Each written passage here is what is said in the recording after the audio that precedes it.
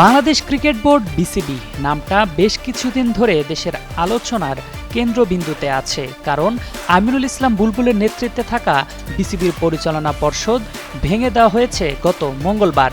তারপর থেকে যেন লোকচক্ষুর আড়ালে চলে যান বিসিবির সভাপতি আমিনুল ইসলাম বুলবুল। তবে বোর্ড ভেঙে দেওয়ার 5 দিন পর প্রথম আলোতে দেওয়া সাক্ষাৎকারে খোলামেলা অনেক কিছুই জানিয়েছেন তিনি।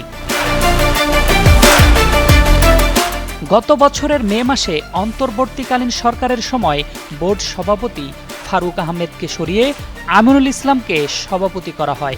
স্বল্প সময়ে দারুণভাবে দায়িত্ব পালনের পর গত অক্টোবরের নির্বাচনের মাধ্যমে আবারও দায়িত্বে আসেন বিসিবি সভাপতি আমিনুল ইসলাম বুলবুল। তবে সে নির্বাচনে অনিয়মের অভিযোগ তুলে সরে দাঁড়ান একটি পক্ষ।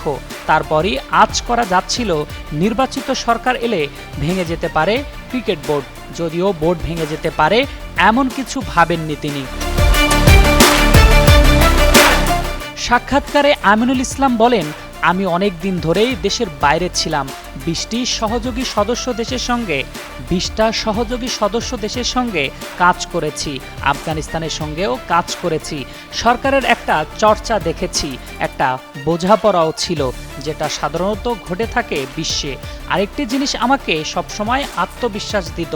আমার কাছে মনে হচ্ছিল দেশটা বদলে গেছে। দেশটা কিভাবে বদলে গেছে সেই ব্যাখ্যায় তিনি জানিয়েছেন, বদলে গেছে মানে খেলা ও রাজনীতি একই সঙ্গে যাবে না। আমরা কিন্তু জোর গলায় কয়েকটা কথা বলেছি যে খেলোয়াড়েরা রাজনীতি করতে পারবে না।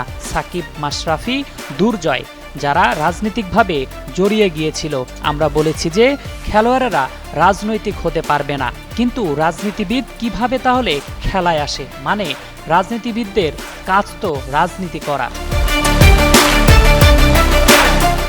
আমিনুল ইসলাম বুলবুলের ব্যাখ্যা সহজ, অনেকটাই অভিমানী হয়তো কথাগুলো বলেছেন। চেয়েছিলেন দেশের ক্রিকেট বদলে দিতে, তবে ব্যর্থ হয়ে খালি হাতেই ফিরেছেন। দেশের রাজনৈতিক পট পরিবর্তন হয়েছে। বিসিবি তো এসেছে 11 সদস্যের নতুন অ্যাডহক কমিটি। সেই কমিটির প্রধান আবার এক সময়ের দেশসেরা ব্যাটার তামিম ইকবাল খান। তার হাত ধরেই কি বদলে যাবে দেশের ক্রিকেট? সেই প্রশ্নের উত্তর পেতে সময়ের অপেক্ষা মাত্র। আরফিন জুয়েল, যুগান্তর স্পোর্টস।